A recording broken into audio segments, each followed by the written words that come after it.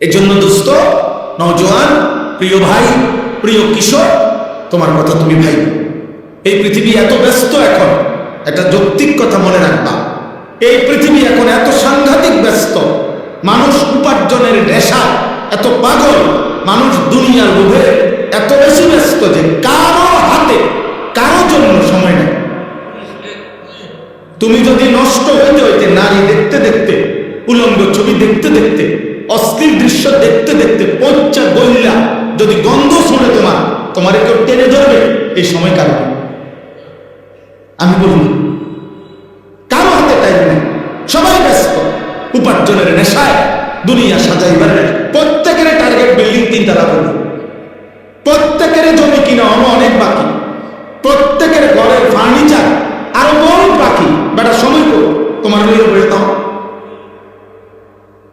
তোমার লইয়া বইয়ে থাকা, কারো হাতে টাইম নেই। এই জন্য এই সুযোগের কারণে আজকে তোমরা অনেক ছেলে নষ্ট হয়ে যাচ্ছ। আমরা ছোটবেলায় মনে আছে, দুপুরবেলার ভাত খাইতে নানার বাড়িতে গেছি, তো গোসল করতে গেছি পুকুরে, আসতে দেরি করতেছি, পুকুরে ডুবাইয়া ওই গাছের উপরের দিকে লাফ দিতাম আর পানি ডুবাইতাম। দেখা গেছে খাইতে আসতে দেরি হয়েছে, একবার ছোট মামা গেছে, বাগিনা ও একবার মামতো ভাই বড়জন গেছে তোরে ডাকে, আরেকবার ছোট ভাই গেছে, আরেকবার স্বাস্থ্য ভাই গেছে, মানে 5 জন 7 জনের ডাক্কে আনছে, শুধু এই ভাত খাইতে দেরি করতেছে কেন? তো ঘরে আসতে বলছে, ধমক দিছে, দুষ্ট হয়ে গেছ, এতক্ষণ মানুষ পানি ডুবাইনি। এই ছিল আমাদের দুষ্টামি। কিন্তু ডাকছে কমপক্ষে 5 জন, বাচ্চা 6 জন। কিন্তু আজ কিসের মামা, কিসের চাচা, কারো হাতে। আমার এক ভদ্রলোক বলতেছে, হুজুর এমনও দিন যায়, মাস যায়, মাসে আমার ফুটে তারে রাত্রে যখন আমি আসি তখনও দেখি শোয়া, সকালে যখন আমি কামে যাই তখনও দেখি শোয়া, সোজার দেখছিলেন। তো কিসের নামাজ, কিসের আল্লাহ, বুঝেন নাই কথাটা? খবর তো নাই, সময় তো নাই, বাবার সময় নাই, তো এই পৃথিবীর বাকি মানুষের সময় থাকবে তো। এই কারণে আজকে সংখ্যাগরিষ্ঠ ছিলেন চুল, চেহারা, লেবাস, পোশাক এত জঘন্য। বাস্তবতা তাকে যে ধরবে কেউ? আহারে, এই বেচারা 365 দিনে একদিনও ফজরের নামাজ পড়ে নাই। মানুষ রূপী এই জানোয়ারকে কেউ যে ঘুমের থেকে উঠাবে এমনও কেউ নাই। তার কপালে একটা মানুষ জোটে নাই, তার কপালে একজন অভিভাবক জোটে নাই যে তাকে ফজরের নামাজের জন্য উঠাবে। সে আজকে 365 দিনে, খোদার 1 বছরে কোনোদিন ফজরের নামাজ পড়ে, 365 দিনের 1 বছরে একদিনও 5 ওয়াক্ত নামাজ পড়ে নাই। এই মানুষ রূপী এই পশু, এই অসভ্য বেয়াদব, এই বেয়াদবকে কেউ বলার নাই, যাহা তোর কি আল্লাহ নাই, তোর কি রাসূল নাই, তোমার কি আখিরাত নাই? কেউ নাই, কেউ নাই। তারে কে বলবে? কার হাতে সময় আছে? ও অনবরত যেমনে পারে, কইয়া হোক না কইয়া হোক, কৌশল করে হোক, মিথ্যা বলে হোক, চুরি করে হোক, ওর শুধু টাকা দরকার, মোবাইলে এমবি ঢুকানো দরকার, আর উলঙ্গ ছবি দেখা দরকার। খালাস খালাস। নারী দেখতেছে, ছবি দেখতেছে, অস্থির উলঙ্গ ছবিতে বন্ধুরা আড্ডা দিতেছে, সমবয়সী তাল দিতে আছে, চুল বানায় রাখছে বেঈমানের মতো দাঁড়াইয়া, যখন যেখানে পেশাব করে, পেশাবে ধরে ওখানেই পেশাব করে, যখন যে কোনো মেয়ে দেখে তার পিছনেই তার হারাম লিপসা, তার পিছনেই ঘুরতেছে। আহা, কে মা, কে বোন, কি ইজ্জত, কি সম্মান, কি মুসলমান, কিচ্ছুর খবর, কিচ্ছুর খবর, কিচ্ছুর খবর। নবী সাল্লাল্লাহু আলাইহি সাল্লাম এক যুবককে একদিন শুধু বলছিলেন, যুবক তুমি কি চাও তোমার মায়ের সাথে কেউ জিনা করুক? বোনের সাথে, মেয়ের সাথে, খালার সাথে, ফুফির সাথে? নবী যেভাবে ধাক্কা দিয়ে বলছে, ওই যুবক জিনা করতে চাইছিল। ওই যুবককে যখন নবী এই কথা মনে করাই দিছে যে, হে যুবক, যার সাথে তুমি অপকর্ম করতে চাও সে তো কারো মা, কারো বোন, কারো মেয়ে, কারো ফুফি, কারো খালা, তুমি কেমনে তা করবা? কোনো মানুষ তো তা চাইবে না, মানবে না। তুমি তো তোমার নিজের মা, বোন, কন্যা, ফুফু, খালার সাথে এমন অপকর্ম কেউ করুক তুমি তো চাচ্ছ না, তাহলে সেটা অন্য কেউ চাইবে কেন? তোমরা একটা ছেলে বলো, আব্বা, একটা ছেলে বলো, মুসলমানের বাচ্চা যদি মায়ের দুধ খাইয়া থাকো, যদি বাবার রক্ত থাকে, মুসলমানের রক্ত তোর শরীরে যদি থাকে, মানুষের রক্ত, তাইলে তোমরা যারা নারী ছবি মোবাইলে অস্থির দৃশ্য দেখো, তোর মাকে এমন উলঙ্গ দেখুক কেউ? তোর বোনকে এমন উলঙ্গ দেখুক কেউ? তোর মেয়েকে দেখুক? তাহলে এটা যদি তুমি মেনে না নাও, তো তুমি যাকে দেখছো সে তো কারো মা, সে তো কারো বোন, সে তো কারো মেয়ে। তুমি মানুষের বাচ্চা আছো কেন? তাই এতটুকু লজ্জা বোধ নাই? ছি ছি ছি ছি, ঠিক তোর জীবনের উপরে থুতু তোর কপাল, সেজদাবিহীন কপালে থুতু তোর কপাল। দিনের পর দিন যায় মুসলমানের বাচ্চা, চারিদিকে মসজিদ, 5 ওয়াক্ত নামাজের আযান হয়, চারিদিকে মাদ্রাসা আছে। প্রতি 5 কিলোমিটারের ভিতরে বাংলাদেশে এমন 5 কিলোমিটার জায়গা নাই এখন যেখানে মাদ্রাসা নেই। কোনো না কোনো ছোট বড় কি আছে? মাদ্রাসা। 5 ওয়াক্ত আযান প্রত্যেক দিন। আমাদের প্রত্যেকের চোখের সামনে মাদ্রাসার তালিব ইলম, ছোট ছোট মাসুম বাচ্চা নামাজ পড়ে মাদ্রাসায় আসা যাওয়া করে। দাড়ি টুপিওয়ালা মানুষ আছে চারিদিকে, হাজি সাহেব আছে, হাফেজে কোরআন আছে। এত কিছুর ভিতরে দাঁড়াইয়া এই মানুষরূপী এই পশু মুসলমানের ঘরে জন্ম নিয়ে বাবা মা মুসলমান, একটা ওয়াক্ত নামাজ পড়ে না, এটা মানুষের বাচ্চা হয় কেন? এই হাইওয়ান মানুষের বাচ্চা হয় কেন বলেন? ইনসাফ কি বলে চাচা? এতগুলো মসজিদের আযান তার কানে বাজে না।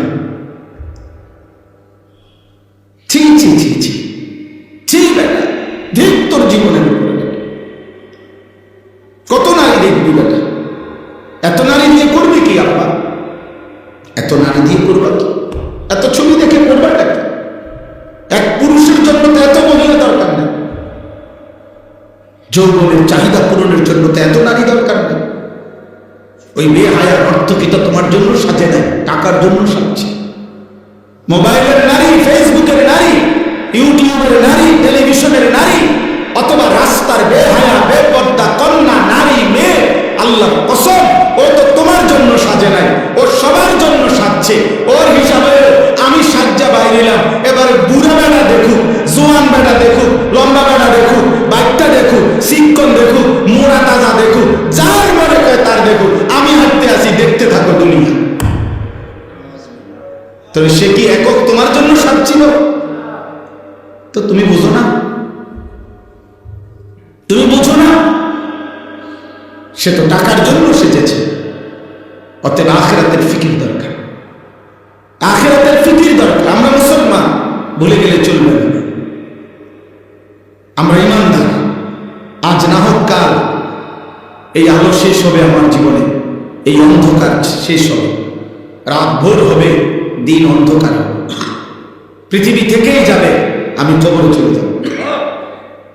দোস্ত, স্বার্থপর এই দুনিয়ার দিন তোমার আমার কবরে রাইখা বাকি মানুষগুলো ভাত খাবে, ঘুম যাবে, সূর্য উঠবে, চাঁদ উঠবে, সিএনজিও চলবে, অটোও চলবে, রং তামাশার এই পৃথিবী ঠিকই চলবে, শুধু তোমার আর আমার কবরে রেখে আসবে। এটাই সত্য, এটাই বাস্তব, এটাই চিরন্তন সত্য। একদিন তোমার কথা কেউ মনে করবে না, বন্ধুদের কারো মনে থাকবে না, কেউ না কেউ না। আল্লাহ তাআলা কোরআন কারীমের মধ্যে বলছেন, আল মালু ওয়াল বানুন জিনাতুল হায়াতিদ দুনিয়া। অর্থ সম্পদ, স্ত্রী সন্তান দুনিয়ার কিছুক্ষণের সৌন্দর্য। ওয়াল বাকিয়াতুস সালিহাত, আর বাকি স্থায়ী থাকবে শুধুমাত্র নেক আমল। এজন্য খাবার যত উত্তমই হোক তার সমাপ্তি বাথরুম, বাথরুম, কিন্তু সেজদা তার সমাপ্তি জান্নাত। এই সুবহানাল্লাহ যে বলছেন এখন, এটা আপনি হিসাব পাবেন জান্নাত। কিন্তু আমাদের ভাতের থালা এটা বাথরুম, বাক্য তো লিখেছে দুনিয়া বুক। অথবা আপনি ঘরে যা সাজাইছেন ফার্নিচার, এগুলো 5 বছর 10 বছরের ব্যবধানে শেষ পর্যন্ত ভাঙ্গা চুরা নতুন সব আসবাব আইসা এগুলোকে ফেলে দিন। অতএব চলেন আমরা ফিকির করি আখিরাতের। কিসের? ওখানেই আমাদের সময়, ওখানেই আমাদের সময়। কারো হাতে আমাদের ভাগ্য না, আল্লাহর হাতে।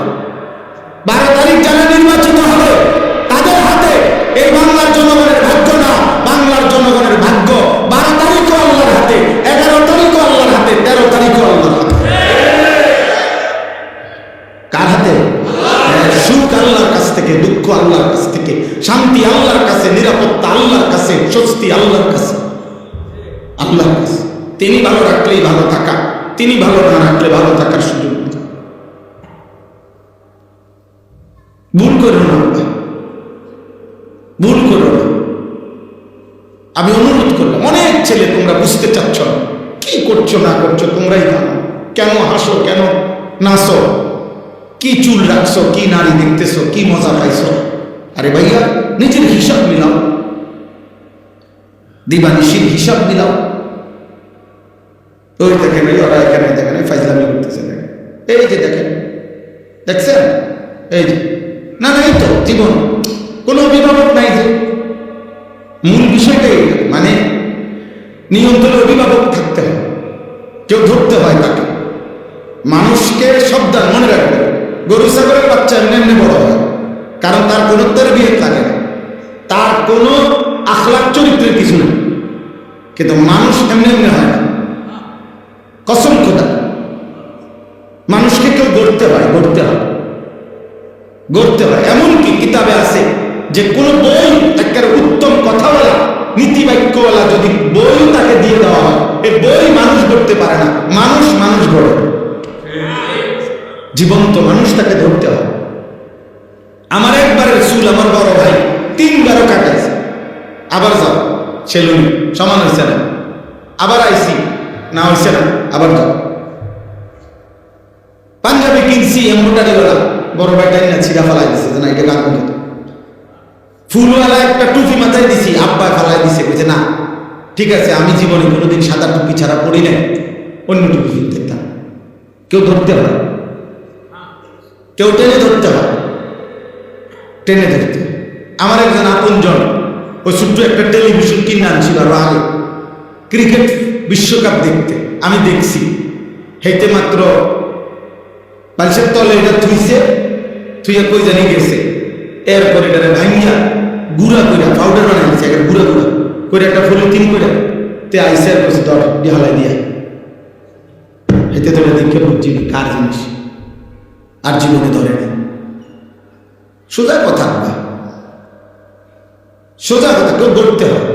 আমার 4 বছরের বাচ্চা মেয়েকে আমি সেদিন গত 15 দিন আগে ওই পাশের বাসার একটা বাচ্চার মোবাইলে কয়েকবার দেখছে ছবি, বইয়ে বইয়ে বড় মোবাইল, এমন ধমক দিছি যে সাবধান, আর কোনোদিন কারো মোবাইল ধরবা না, দেখবা না। এখন আমি বাসায় ঢুকলেই আমার একবার কয়, আব্বু আমি বড় মোবাইল দেখি না, কসম খোদা। কেউ ধরতে হয়, কেউ ধরতে হয়। আজকে অভিভাবক পর্যায়ে যারা আছেন, আপনারা সবাই ব্যস্ত হয়ে গেছেন খাট পালং আর সোফা আর ফার্নিচার। ওই মানুষের একটা এনে দেখা, এই সোফাটা বানাইছি, দোয়া করবেন। এটা কিতা দোয়া করতে তো বানাইছেন, এটা দোয়া কিতা, এটা কিতা দোয়া, সোফা দোয়া কিতা, 7 ডালাই দিন দোয়া করে, কিতা দোয়া করতো কিতা, 7 ডালাই একটা দোয়া করি। একটা মোটরসাইকেল কিনছি, দোয়া করে, কিতা দোয়া করতো, মোটরসাইকেলের আবার দোয়া কি বেটা, মানুষ গড়ার দোয়া করা হচ্ছে। আল্লাহ যেন সন্তানকে মানুষ করে, আল্লাহ যেন নাতি নাতিকে মানুষ করে। কথা তো ছিল এই, আল্লাহ কোরআনে শিখাইছেন মুমিনের দোয়া কি। মুমিনের দোয়া, রব্বানা হাব লানা মিন আজওয়াজিনা ওয়া যুররিয়াতিনা কুররাতা আয়ুন। আল্লাহ এমন বিবি দিয়ে, এমন ছেলে মেয়ে দিয়ে যারা দেখলে, যাদের ঈমান আমলের জিন্দেগি দেখলে চোখটা ঠান্ডা হয়ে যায়। তো স্ত্রী সন্তানের জন্য দোয়া, মুমিনের দোয়া। ইব্রাহিম আলাইহিস সালাম দোয়া করছে, রব্বি জাআলনি মুকিমাস সালাহ ওয়া মিন যুররিয়াতি। আল্লাহ আমি ইব্রাহিমকে পাক্কা নামাজি বানায় দেন, আমার যুররিয়াতি আমার সন্তানাদিদেরকেও আপনি নামাজি বানায় দেন। এ নবীর দোয়া।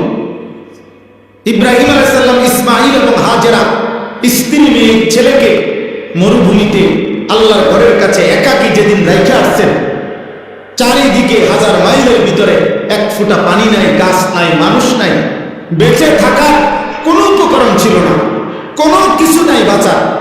সেই অবস্থায় খোদার কসম, কোরআন শরীফে আছে ইব্রাহিম আলাইহিস সালাম ওনার স্ত্রী হাজেরা এবং কোলের বাচ্চা ইসমাঈলের জন্য কি দোয়া করছিলেন। সে কোরআন শরীফে আছে, তিনি দোয়া করছেন রব্বানা লিউকিমুস সালাহ, আমার স্ত্রী সন্তান যেন মাওলা নামাজ আদায় করে।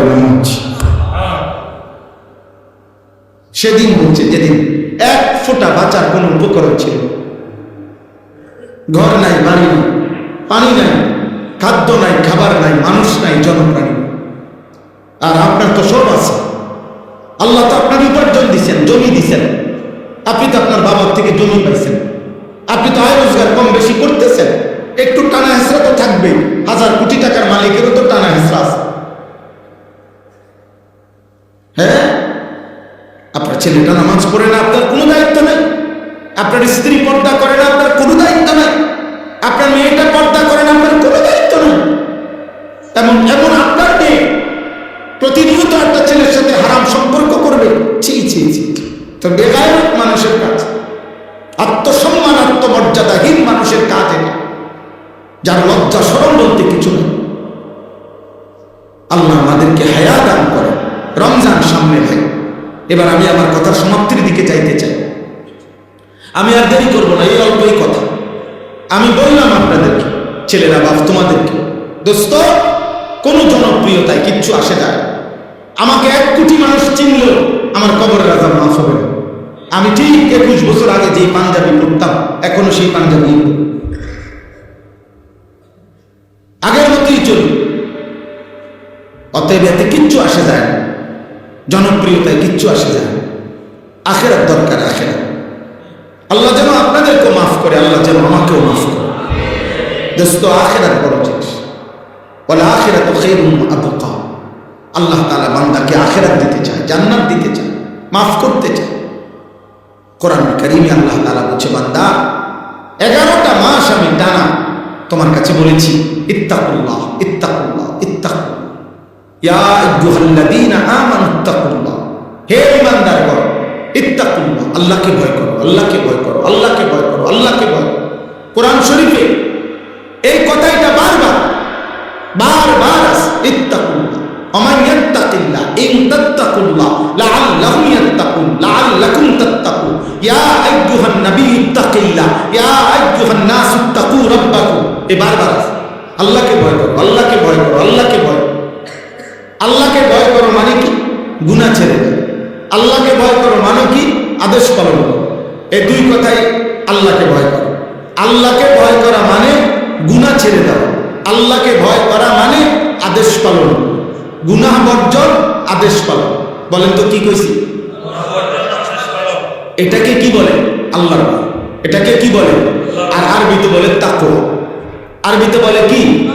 এক মানুষের জীবনে জান্নাতের জন্য 2 জিনিস জরুরি, ঈমান এবং তাকওয়া। জান্নাতের জন্য কয় জিনিস জরুরি?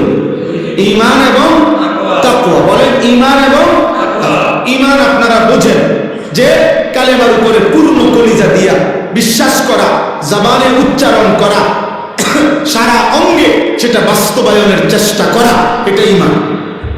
লা ইলাহা ইল্লাল্লাহ মুহাম্মাদুর রাসূলুল্লাহ সাল্লাল্লাহু আলাইহি ওয়াসাল্লাম, এটা আমার দিলেও থাকবে, এটা আমার জবানেও থাকবে, এটা আমার সারা অঙ্গেও থাকবে, এটা ঈমান। 2 নাম্বার হলো তাকওয়া। তাকওয়া মানে গুনাহ বর্জন, আদেশ পালন। আদেশ পালন, এই 2 জিনিস একত্র হইলে খোদার কসম আল্লাহ তাআলা বলছে এই 2টা যার আছে তার তৃতীয়টাই জান্নাত, এরপরেই জান্নাত।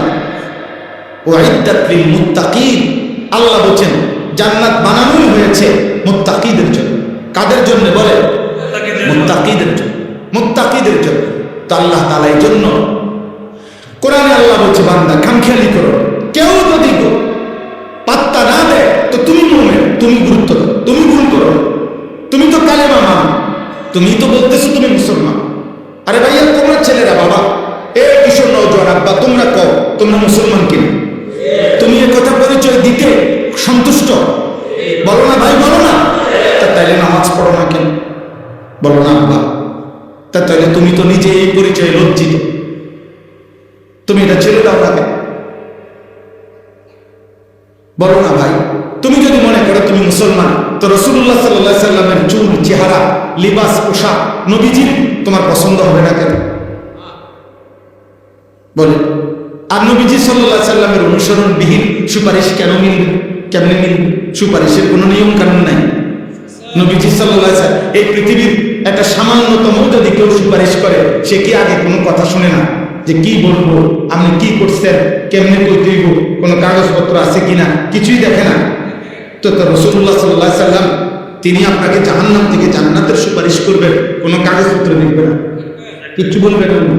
তো তাইলে আপনার আমলনামা দেখে যখন নবীজি দেখবে আনিসুর রহমান 365 দিনে কোনোদিন ফজরের নামাজ পড়ে নাই, তিনি কিছু বলবেন না। 30 বছর সুদ খায়, এটা রাসূলুল্লাহ সাল্লাল্লাহু আলাইহি সাল্লামের উম্মত। 60 বছর বিড়ি খায়, এটা নবীজির উম্মত। 60 বছর পর্যন্ত প্রত্যেক কথায় গালি দেয়, এটা রাসূলুল্লাহ সাল্লাল্লাহু আলাইহি সাল্লামের উম্মত। হ্যাঁ, সুপারিশ সামনে মানুর বাড়ি, সুপারিশ আমার আব্বার বাড়ি। হ্যাঁ, নবীজি সাল্লাল্লাহু আলাইহি সাল্লাম সুপারিশ করবেন, আপনি বেহেশতে যাইবেন। মানে কি? মানে আপনি বিড়ি খেতে খাইতে হাসরের ময়দানে উঠবেন, নবী আপনার বেহেশতে নিব, এই তো না? আপনি সুদ খাইতে খাইতে বেহেশতে যাবেন না? হ্যাঁ, তামসা মনে করছেন, আখিরাত মামুলি মনে করছেন, ভুল করছেন, ভুল করছেন।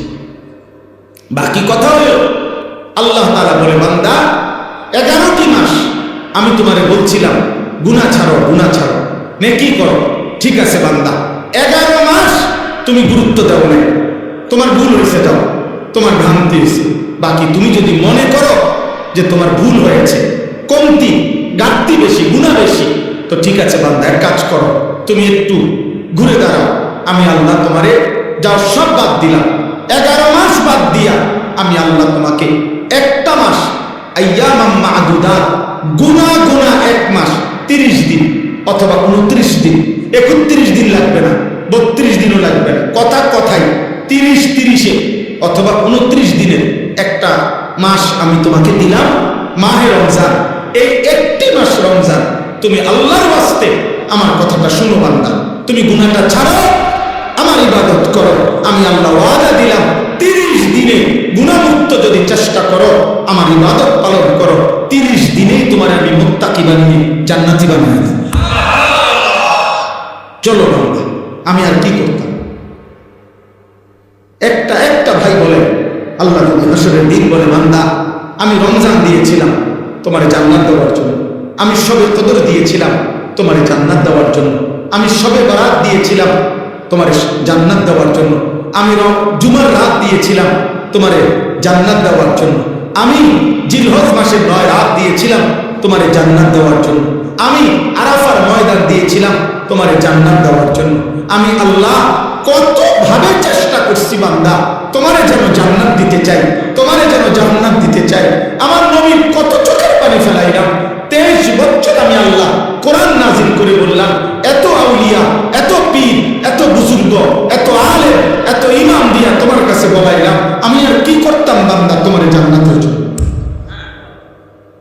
তুমি কত বড় পাষাণ, তুমি কামনা করলে কি? তুমি কামনা করলে কি? এজন্য দোস্ত মনে রাখবেন, এই প্রশ্নের মুখোমুখি হইতে হবে। কোরআন কারীমের মধ্যে আছে, আল্লাহ বলছে, ফাবিআইয়ি হাদিসিন বা'দাহু ইউমিনুন। আল্লাহ বলছে, বান্দা 30 পারা কোরআন নাজিল করার পর, এতভাবে বলার পর, আমার নবীর তায়েফের রক্ত, চোখের পানি, পেটে পাথর বাঁধা কষ্ট, উহুদের দান শহীদ করা খুন, সবকিছু দিয়ে বলার পর আমি আল্লাহ আর কি বললে তুমি ঈমান আনতা, আমি আল্লাহর কথা মেনে নিতা, তুমি কর। এই জন্য বললাম, আসমানের নিচে জমিনের উপরে দোস্ত, আল্লাহর নাফরমানকে মানুষ বলে না, জানোয়ার বলা হয়।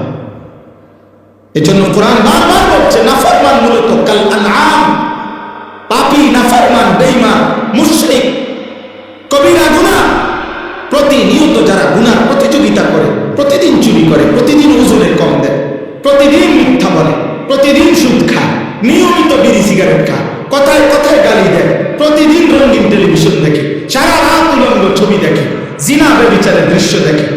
ছেলে কোনো পরিবর্তন নাই, কোনো মানসিকতায় নাই। আরে মানুষ তো মাঝে মাঝে হোঁচট খায়, আবার লম্বা সময় চলতে পারে, এরপরে মাঝে মধ্যে হোঁচট খায়, মাঝে মধ্যে গুনাহ তো হইতে পারে, মাঝে মাঝে তো ছুটে যাইতে পারে, তো আবার ভুল হলে আবার তওবা করবে, আবার ঘুরে দাঁড়াবে। এতটুকু তো কমপক্ষে হওয়ার কথা ছিল না? মিথ্যা বলছে তো বলছে, চুরি করে তো করে, সুদ খায় তো খায়, কিস্তি নেয় তো নেয়, প্রতিদিন একরকম, প্রতিদিন একই রকম, প্রতিদিন মিথ্যা, প্রতিদিন নাফরমানি। আল্লাহ তাআলা বলে, বান্দা এমন নাফরমান আমি একদিন জাহান্নামে ধাক্কা দিয়ে ফেলব। অতএব আমার কথা শেষ। এই মাহে রমজানকে সামনে রেখে আমি প্রত্যেকটা কিশোর যুবক, বাবা, ভাই, মা, বোন, আমি, আপনি, জওয়ান, বুড়া, পর্দার আড়ালের বোন, সকলকে অনুরোধ করছি, দয়া করে দোস্ত আমার এমন হায়াত নষ্ট করেন না।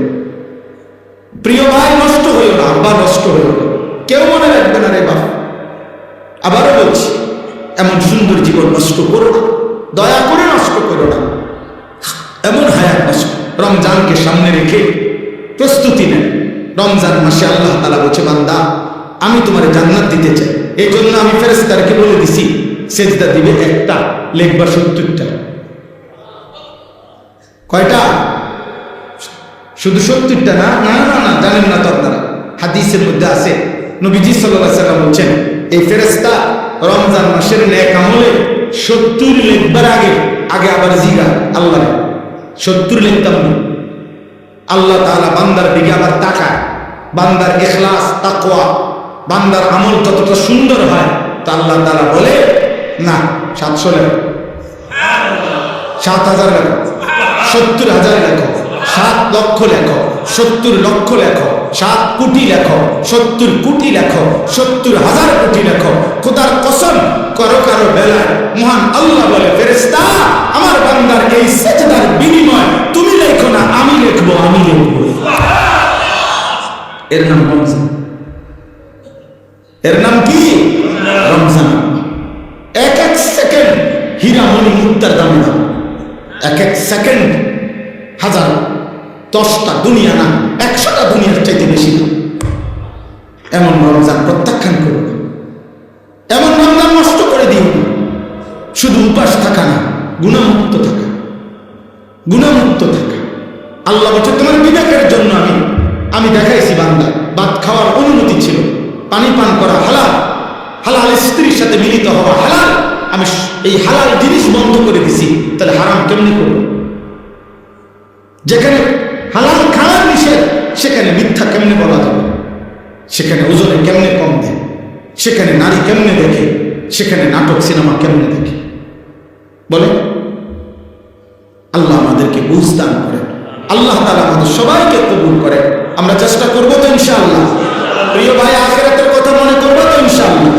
আবারও বলছি, 12 তারিখ ইসরাফিল ফু দিবেন। 12 তারিখ কে ফু দিবে না? না, 12 তারিখ পৃথিবীর শেষ নির্বাচন না, বাংলাদেশের শেষ নির্বাচন 12 তারিখ। হ্যাঁ, না লিখছে 12 তারিখ দেখা যাবে শেষ হাসিটা কে হাসে, কারণ 13 তারিখ হাসি বন্ধ। হ্যাঁ, 12 তারিখের পরে দেখবেন আপনাদের প্রত্যেকের ঘরে ঘরে একটা একটা হেলিকপ্টার দিয়ে হচ্ছে। হ্যাঁ, যেই উন্নয়ন হইবে দেখবে। আসলে না, যেই আসুক আসুক, কিন্তু মূলত আমাদের সুখ, শান্তি, সমৃদ্ধি, আমাদের শান্তি, স্বস্তি, নিরাপত্তা, আমাদের বেঁচে থাকার অধিকার সব ফয়সালা কার হাতে? আল্লাহর দিকে না ফিরলে, মালিকের গোলামি না করলে আমাদের জীবন সুন্দর হবে না রে। এই টানা হেসরা, এই দুঃখ কষ্টই চলতে থাকে। আল্লাহ আমাদেরকে আল্লাহমুখী হওয়ার, আখিরাতমুখী হওয়ার তৌফিক দান করেন। আল্লাহর কথা মনোযোগ দিয়ে শুনলে ভালো, ধীরে ধীরে আন্তরিকতা দেখলে আল্লাহ পরিবর্তন, আল্লাহর দয়া হয়। ওয়াহদি ইলাইহি মান ইউনিব, যে আল্লাহর দিকে ঝুঁকে, আল্লাহ নিজে বলছেন আমি তাকে হেদায়েত দিয়ে থাকি। উল্টানো কলসি, রাসূলুল্লাহ সাল্লাল্লাহু আলাইহি ওয়াসাল্লাম বলছেন, যে কলস উল্টানো, মানে যে দিল উল্টানো, উল্টানো কলসির উপরে যদি এক সাগর পানিও ঢালে, তারপরও সেই কলস কোনোদিনও পুড়বে না। ওই গ্লাস, ওই জগ, মগ পুড়বে না, কারণ এটা তো উল্টাই রাখছে, উল্টাইয়া রাখছে। অতএব যে দিল গাফেল, সে আরেক দিকে মনোযোগী, আল্লাহর কথার প্রতি তার কোনো আন্তরিকতাই, আর মাতির শেষে কত হুজুর কত কথা কয়। হ্যাঁ, বাদ দে বেটা, এত কথা শুনে ভুলে যেতাম। এই যে খামখেয়াল, আরে হুজুর রে তো দেশটার মধ্যে ফ্যাঁস লাগাই রাখছে বেটা। এই যে একটা বললো আর কি, চা দোকানে বসে বিড়ি খাইতেছে আর একটা কথা কইয়ে দিল আর কি, যার কত হুজুর কত জাতের কথা কটা, মানে একটা মস্কারি করলো আর কি, ফাইজলামি করলো আর কি। মনে করতেছে উনি খুব বুদ্ধিমান, খুব চালাক, আপনি খুব বিচক্ষণ মানুষ। হ্যাঁ, এই যে গাফেল মানুষ, খামখেয়াল, সব কিছুকেই তুচ্ছতাচ্ছিল্য করে, কোনো কিছুকেই পাত্তা দেয় না, গুরুত্ব দেয় না, এই মানুষগুলো কোনোদিনও আলোর পথ পায় না। এই ভাত মাছ খায়, দুনিয়া ভোগ করে, পেশাব পায়খানা করে, লজ্জাস্থানের চাহিদা পূরণ করে, বাচ্চা কাচ্চা হয়েছে, আর কি ঘুম যায়। দিন শেষে, রাত শেষে হিসাব হইল খাইয়া পইয়া কেমন আছে, মানুষের কাছেও বলে আল্লাহ ভালো রাখছে, এ খাইয়া দাইয়া ভালো রাখছে। আর যদি খাইয়া দাইয়া একটু কষ্টে থাকে তো আল্লাহ কষ্টে রাখছে, দোয়া করেন। জিফুত লইয়া একটু ঝামেলা আছে, কি ঝামেলা? ইনকাম কম, পয়সা কম আর কি, দোয়া করে বুঝুন ছেলেটা বিদেশে একটু ঝামেলা আছে, কি ঝামেলা? এই বিশার মধ্যে একটু ঝামেলা, আকামা লাগে না, আজ 3 বছর হয়ে গেছে। এইগুলো সন্তানের আখেরাত কি, নিজের আখেরাত কি, বিবি বাচ্চা পরিবারের আখেরাত কোথায়, ওগুলা নিয়ে এত টেনশন নেই। উনি খাইয়া পড়ে ভালো আছে। খাইয়া পড়ে ভালো থাকা এটা মুসলমানের পরিচয় না। খাইয়া পড়ে জানোয়ারও ভালো আছে। খাইয়া পড়া কাফের মুশরিক বেঈমান আমাদের চাইতে আরামে আছে। পৃথিবী আমাদের চাইতে বেশি ভোগ করছে এবং করতেই থাকে। একেবারে ইসরাফিলের ফুল পর্যন্ত পৃথিবী কাফেররাই বেশি ভোগ করবে। কোন সময় এই অবস্থার পরিবর্তন হবেই না, এটা সিস্টেমে নেই। পৃথিবী, দুনিয়া, অর্থ সম্পদ, ভোগ বিলাসিতা, দুনিয়া, এটা বেঈমানি বেশি ভোগ করবে। এটা আল্লাহর ওয়াদা। ওয়াদারনি ওয়াল মুকাদ্দিবিনা উলিন নি'মাতি ওয়া মাহহিলহুম কালিলা। আল্লাহ বলছে অল্প সময়ের জন্য বেঈমানদেরকে দুনিয়া দাও। আল্লাহ কোরআনে বলছে যারহুম ইয়াকুলু ওয়া ইয়াতামাত্তাউ। আল্লাহ বলছে বেঈমানদেরকে ছেড়ে দাও, দুনিয়া ওরা খাক, দুনিয়া ভোগ করুক। ওয়ায়ুলহিহিমুল আমাল, তাদের যাবতীয় প্ল্যান প্রোগ্রাম পরিকল্পনা দুনিয়া নিয়ে সাজাক। বাড়ি হবে, গাড়ি হবে, নারী হবে, সম্পদ হবে, চাকরি হবে, ব্যবসা হবে, মেল হবে, ফ্যাক্টরি হবে, ওয়াল হবে, ছাদ হবে, বিল্ডিং হবে, দালান হবে, খালাস। ওদেরকে এই নিয়ে থাকতে দাও। ফাসাউফা ইয়ালামুন, চিনেই তারা জানতে পারবে। কবরে আসলেই আমি আল্লাহ জানাবো কি উচিত ছিল, কি করেছে, আমি আল্লাহই বলে দেব। এখন আপাতত ওদেরকে দুনিয়া ভোগ করতে দাও। হযরত ওমর রাদিয়াল্লাহু তাআলা আনহু একদিন রাসূলুল্লাহ সাল্লাল্লাহু আলাইহি সাল্লামের সামনে কাঁদতেছিলেন। নবীজি সাল্লাল্লাহু আলাইহি সাল্লামের ঘরে একটা চাটাই, যেটার উপরে নবীজি শুয়েছিলেন, কোনো চাদরও নাই, তোশকও নাই। তো হযরত ওমর রাদিয়াল্লাহু তাআলা দেখছেন নবীজি সাল্লাল্লাহু আলাইহি সাল্লামের দেহ মুবারকের মধ্যে দাগ দাগ পড়ে গেছে, চাটাইয়ের দাগ। পবিত্র চেহারায়, সুন্দর চেহারা, শরীর দাগ দাগ পড়ে গেছে। তো হযরত ওমর কাঁদতেছিলেন, বলতেছেন ইয়া রাসূলুল্লাহ, রোম পারস্যের বাদশারা কত দামি মখমলের কাপড়ে শোয়, ঘুমায়, রেশমের পোশাক পরে, আর আপনি শ্রেষ্ঠ রাসূল, আপনি আল্লাহর সবচেয়ে প্রিয়জন, সফওয়াতুর রাসূল, আপনি সোয়া লাখ নবীদের নির্যাস সারাংশ। ১৬ লক্ষ নবীর যত গুণ, সিফাত, বৈশিষ্ট্য, মুজিজা আপনি একার মাঝে সব আছে। সব নবীর যত গুণ আপনি একাই সব। এত মর্যাদা, এত সম্মান আপনার, এত ইজ্জত, এত কিছু, আর আপনার শোয়ার এই অবস্থা, আপনার ঘরের এই অবস্থা। আপনি কখনো 3 দিন ক্ষুধার্ত, কখনো 5 দিন ক্ষুধার্ত, আপনি কখনো পেটে পাথর বাঁধেন, আপনি কখনো 3 দিন ক্ষুধার্ত থেকে খেজুর আর পানি পান করেন। এই কি হাল! আর ওরা দুনিয়া কি পরিমাণ ভোগ করছে।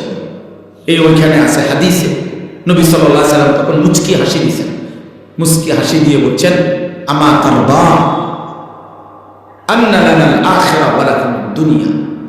ওমর, তুমি কি এই কথার উপরে খুশি হবে না যে আমরা আখিরাত থেকে নেব, ওরা দুনিয়া থেকে নেব? বেঈমানদেরকে দুনিয়া থেকে নিতে দাও, আমরা আখিরাত থেকে নেব।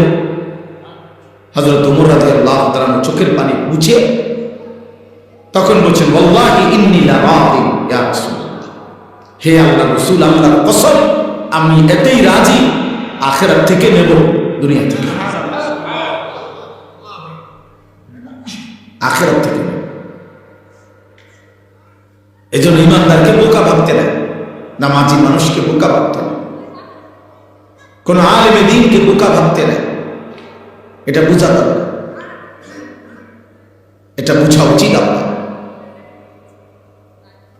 অতএব আমরা প্রত্যেকে আত্ম উপলব্ধি, ছোট বড়, জওয়ান বুড়ো, নারী পুরুষ, হুজুর পাবলিক, আমাদের প্রত্যেকের উচিত। তাইলে বলতেছিলাম আমি এই কথাটাই, আমার প্রথম কথা এটা, আত্ম উপলব্ধি, নিজেকে বুঝা অনেক বড় নিয়ামত। নিজেকে চেনা, আমি কে, আমি কোত্থেকে আসলাম, কি করছি, কেন আসলাম, আমার কোনো দায়িত্ব কর্তব্য আছে কিনা, নাকি আমার জীবন আমার মতোই, যা ভাল লাগে তাই করলাম, যা মন চায় তাই করলাম, নাচলাম, গাইলাম, ফুর্তি করলাম, খাইলাম, পেশাব করলাম, পায়খানা করলাম, লজ্জাস্থানের চাহিদা পূরণ করলাম, হালাল হারাম কোনো বাস নাই, বিচার নাই, দুই হাতে পয়সা রোজগার করলাম, কখনো ভালো টাকা, কখনো সুদের টাকা, কখনো পরিশ্রম করেও টাকা নেই, কখনো কিস্তিতেও টাকা। আহা, এটা তো কোনো কথা হইতে পারে। একজন সুস্থ স্বাভাবিক মুসলমান যে আল্লাহর কথা জানে, নবী সাল্লাল্লাহু আলাইহি সাল্লামের কথা জানে, আখিরাত চিনে, তার জীবন এত লাগাম ছাড়া হয়। মনে রাখবেন, কেউ, আমি কাউরে আপনারে আমার পক্ষে নিতে আসিনি, যার যার জায়গায় যার যে থাকে, যে যার সাথে আছেন তার সাথেই থাকে, যে যে আল্লাহওয়ালার মুরিদ আছেন ওনার কাছেই থাকে, যে যে বুজুর্গের সান্নিধ্যে আছেন ওনার কাছেই থাকে। বাকি এতটুকু মনে রাখবেন, আপনার হিসাব আপনি মিলাই, যে যেমন আছেন আমিও আপনিও এই অবস্থায় আখিরাতে আল্লাহর সামনে দাঁড়াইয়ে হিসাব দিতে পারবেন তো? এটা মনে করুন। যুবক ভাই, তোমরাও মনে করো। প্রিয় ভাই, তোমার জন্য আমি আটকাবো না, আমার জন্য তুমি আটকাবে না।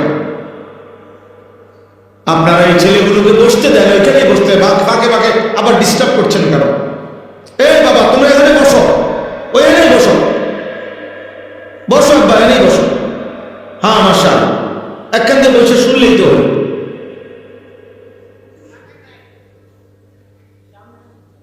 চাটাই না থাকলে ব্যবস্থা করে দিতে পারো। তোমরা ভাই একটু আগে আসেন, একটু আগে আসেন, অল্প একটু আগে, এই এক বিগত আগে, হ্যাঁ, প্রত্যেকে একটু আগে। আরে আরেকজনকে বসার জায়গা করে দেন, সওয়াব হবে। আরেকজনকে জায়গা করে দিলে নেকি হয়। আল্লাহ তাআলা ওই বান্দার অন্তর প্রশস্ত করে দেয় যে মানুষের জন্য জায়গা প্রশস্ত করে দেয়। এটা কোরআন শরীফের আয়াত। দেন, প্রত্যেকে আগে আসে। ছেলেরা, নওজোয়ান ভাই, তোমরা আগে আসো, ফাঁকা জায়গা পূরণ করো। আহারে, আপনার করে ঠিক করতে করতে তো আমার দাম শেষ। যাও, দ্রুত দ্রুত বসো বাবা। আরে বাবা, জলদি করো।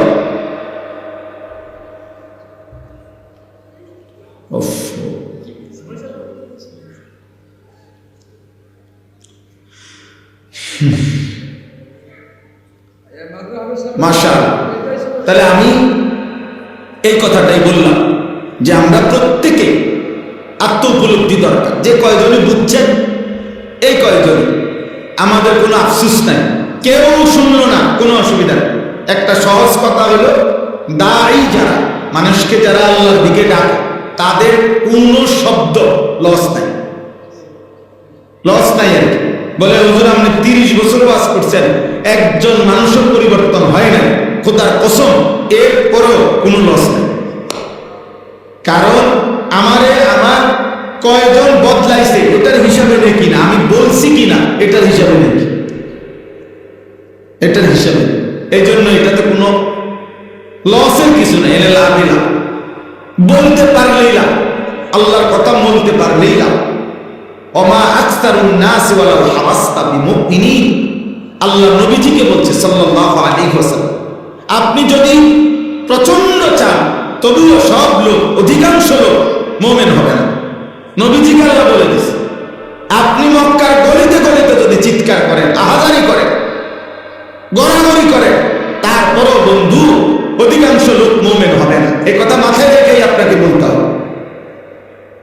আল্লাহ নবীজিকে বলছে, ইন্নাকা লা তাহদি মান আহবাবতা, আপনি প্রচন্ড চাইলেও আপনি কাউকে হেদায়েত দিতে পারতেন না। আপনি বলবেন শুধু, আপনি মেহনত করেন, আপনি কাঁদেন, আপনি পরিশ্রম করেন, আপনি আরো বলেন, আরো বলেন, আরো বলেন, আরো বলেন, কিন্তু হেদায়েত ফয়সালা আমি আল্লাহ দেব।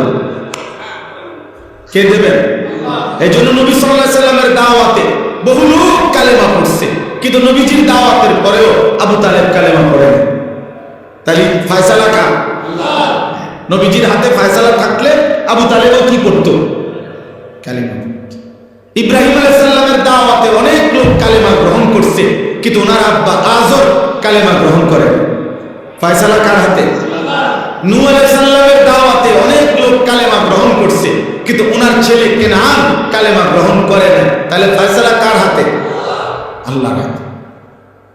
এজন্য আমরা এই আশায় বলি, যে বলতে থাকি, দিবা নিশি বলতে থাকি, আল্লাহর কথা বলেই যাচ্ছি, আলহামদুলিল্লাহ।